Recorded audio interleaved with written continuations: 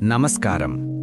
భారతదేశం ఆధ్యాత్మికతకు, జ్ఞానానికి పుట్టినిల్లు. కొన్ని వేల సంవత్సరాలుగా మన పూర్వీకులు, ఋషులు ఒకే ఒక్క సత్యాన్ని వెతుకుతూ వచ్చారు. ఆ సత్యం కోసం వారు చేసిన ప్రార్థన మనందరికీ తెలుసు. ప్రతి గుడిలో, ప్రతి పాఠశాలలో మనం వింటూ ఉంటాం. అసతోమా సద్గమయ, తమసోమా జ్యోతిర్గమయ, మృత్యోర్మా అమృతంగమయ. దీని అర్థం చాలా లోతైనది. నన్ను అసత్యము నుండి సత్యము వైపు నడిపించు, చీకటి నుండి వెలుగు వైపు నడిపించు, మరణము నుండి అమరత్వం వైపు నడిపించు. మిత్రులారా, ఇక్కడ ఒక ప్రశ్న వేసుకుందాం. మనం ఇంకా ఈ ప్రార్థన ఎందుకు చేస్తున్నాం? అంటే మనం ఇంకా ఆ సత్యాన్ని కనుగొనలేదా? మనకు ఆ అమరత్వం ఇంకా దొరకలేదా? వేదాలు ఒక రహస్యమైన పురుషుడు గురించి చెప్పాయి. ఆయన మరణాన్ని జయించేవాడు. ఆయన స్వయంగా బలి అయ్యేవాడు. ఆశ్చర్యకరమైన విషయం ఏమిటంటే, ఆ పురుషుడు భారతదేశంలో పుట్టలేదు, కాని ఆయన గురించి వేదాలు ముందే దర్శించాయి. ఆయన ఎవరు? ఆయన వస్తే మన కర్మలు ఏమవుతాయి? ఈ వీడియోలో నేను చెప్పబోయే విషయాలు ఏ మతాన్ని కించపరచడానికి కాదు, మన ప్రాచీన గ్రంథాలలో దాగి ఉన్న ఆ అద్భుతమైన సత్యాన్ని వెలికితీయడానికే. దయచేసి మీ జీవితంలో అత్యంత ముఖ్యమైన ఈ 8 నిమిషాలు కేటాయించండి. చివరి వరకు చూడండి, ఎందుకంటే ఈ సత్యం మీకు తెలిస్తే అది మిమ్మల్ని స్వతంత్రులుగా చేస్తుంది. మనిషికి ఉన్న అతిపెద్ద సమస్య పాపం మరియు కర్మ. మనం ఎంత మంచి పనులు చేసినా మన మనస్సాక్షి మనల్ని హెచ్చరిస్తూనే ఉంటుంది. అందుకే మహానారాయణోపనిషత్తులో ఇలా ఒప్పుకుంటాం: పాపోహం పాపకర్మాణం పాపాత్మా పాపసంభవః. అంటే నేను పాపిని, నా కర్మలు పాపంతో కూడినవి, నేను పాపంలోనే జన్మించాను. మరి ఈ పాపం పోవాలంటే ఏం చెయ్యాలి? గంగా స్నానం చేస్తే పోతుందా? దానధర్మాలు చేస్తే పోతుందా? ప్రశ్నోపనిషత్తు 1:10లో చాలా కఠినమైన నిజాన్ని చెబుతోంది: న కర్మణ న ప్రజయా ధనేన త్యాగేనైకే అమృతత్వమానసుః. అంటే కేవలం కర్మల వల్ల గాని, సంతానం వల్ల గాని, ధనం వల్ల గాని మోక్షం రాదు. కేవలం త్యాగం వల్ల మాత్రమే అమరత్వం లభిస్తుంది. ఆ త్యాగం ఎలా ఉండాలి? దీనికి సమాధానం తాండ్య మహాబ్రాహ్మణంలో ఉంది. యజ్ఞో వై భువనస్య నాభిః. అంటే యజ్ఞమే, బలియే ఈ విశ్వానికి కేంద్రం. అంతేకాదు, తైత్తిరీయారణ్యకంలో ఒక భయంకరమైన కానీ స్పష్టమైన నియమం ఉంది: సర్వపాప పరిహారో రక్తప్రోక్షణం అవశ్యం. అంటే పాప పరిహారానికి రక్తం చిందించడం తప్పనిసరి. కాని జంతువుల రక్తం మనిషి పాపాన్ని కడగలేదు కదా. మనిషి చేసిన తప్పుకు జంతువు ఎందుకు శిక్ష అనుభవించాలి? అందుకే మన ఋషులు ఒక నిష్కళంక పురుషుడి కోసం ఎదురుచూశారు. ఆయనే ప్రజాపతి. అసలు ఈ ప్రజాపతి ఎవరు? వేద భాషలో ప్రజాపతి అంటే సృష్టికర్త మరియు ప్రజలకు తండ్రి. ఋగ్వేదం 10:121-10లో ఇలా ఉంది: ప్రజాపతే నత్వదేతాన్యన్యో.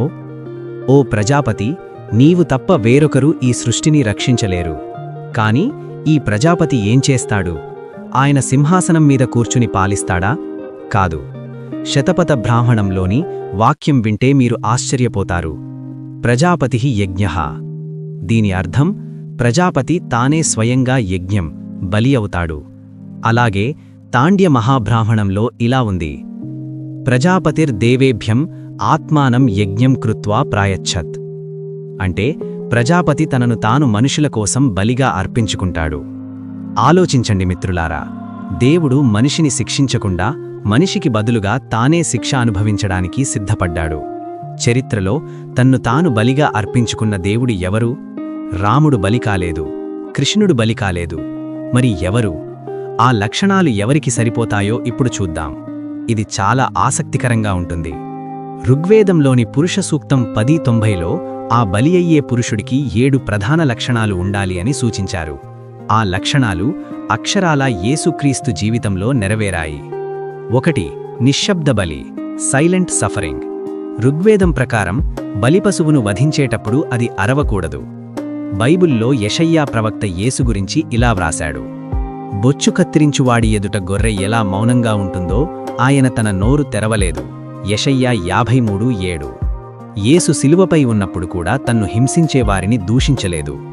2 ముళ్ళ కిరీటం, క్రౌన్ ఆఫ్ థార్న్స్. వైదిక యజ్ఞంలో బలిపశువు తలమీద దర్భలతో చేసిన చుట్టను కడతారు.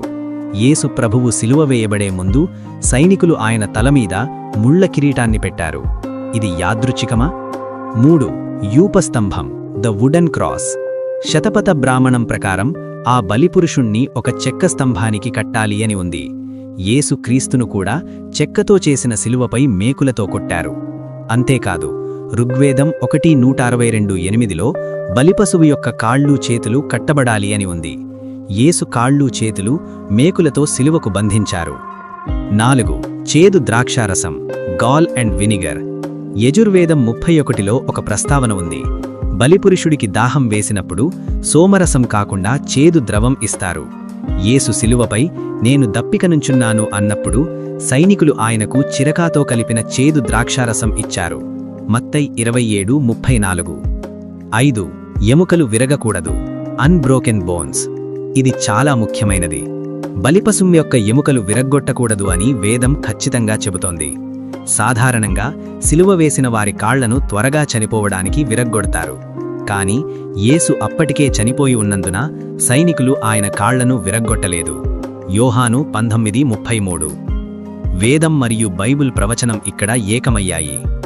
6 మూడవ రోజున తిరిగి లేవడం, రిజరెక్షన్. బలి ఇచ్చిన తర్వాత ఆ ప్రజాపతి తిరిగి తన మహిమను పొందుతాడు అని వేదాలు సూచిస్తున్నాయి. యేసు క్రీస్తు మరణాన్ని జయించి మూడవ రోజున తిరిగి లేచారు. మృత్యుంజయుడు ఆయనే. 7 అందరి కోసం బలి, యూనివర్సల్ సాక్రిఫైస్. ఆ పురుషుడు కేవలం ఒక కులానికో దేశానికో కాదు, సర్వలోకానికి బలి అవుతాడు.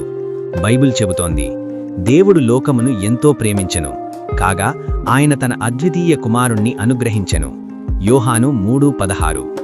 ఇవన్నీ పోలికలే అనుకుంటే మనకు భవిష్య పురాణంలో నేరుగా ఆయన పేరు ప్రస్తావన కనిపిస్తుంది.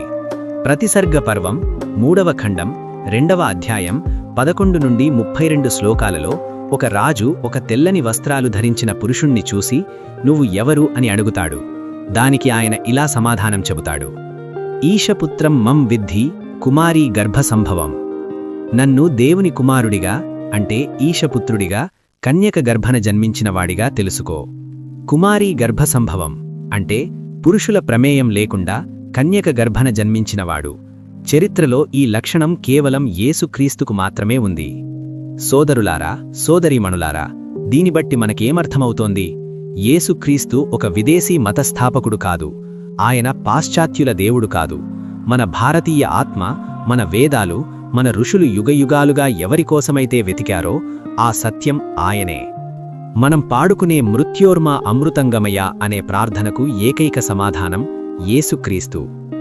ఆయన శిలువపై చిందించిన రక్తం సర్వ పాప పరిహారో, అంటే సమస్త పాపాలను కడిగివేసేది. ఈరోజు ఆ సత్యం మీ ముందుకు వచ్చింది. ఇది మతమార్పిడి విషయం కాదు, ఇది మనసు మార్పిడి విషయం. మీ పాపాల భారం దించుకోవాలనుకుంటున్నారా? ఆ ప్రజాపతి ఇచ్చిన శాంతి మీకు కావాలా? అయితే ఎక్కడున్నారో అక్కడే కళ్ళు మూసుకొని ఈ చిన్న ప్రార్థన చెయ్యండి. సత్యస్వరూపుడైన దేవా, నాకోసం వెతికబడిన ప్రజాపతివి నీవే అని నేను నమ్ముతున్నాను. యేసు ప్రభువా, నీవు నా పాపాల కోసం బలి అయ్యావని వేదాలు చెప్పిన పురుషుడవు నీవే అని నేను అంగీకరిస్తున్నాను. నా పాపాలను క్షమించు. నన్ను మరణం నుండి నిత్య జీవం వైపు నడిపించు. నా హృదయంలోకి రా. ఆమేన్. ఈ ప్రార్థన మీరు చేసి ఉంటే మీరు సత్యాన్ని కనుగొన్నారు. ఆ సత్యం మీలో నివసిస్తుంది. ఈ సందేశం మీ స్నేహితులకు, బంధువులకు షేర్ చేయండి. మన దేశానికి ఈ సత్యం తెలిసి ఉండాల్సిన అవసరం ఉంది. ధన్యవాదాలు. Strength in grace.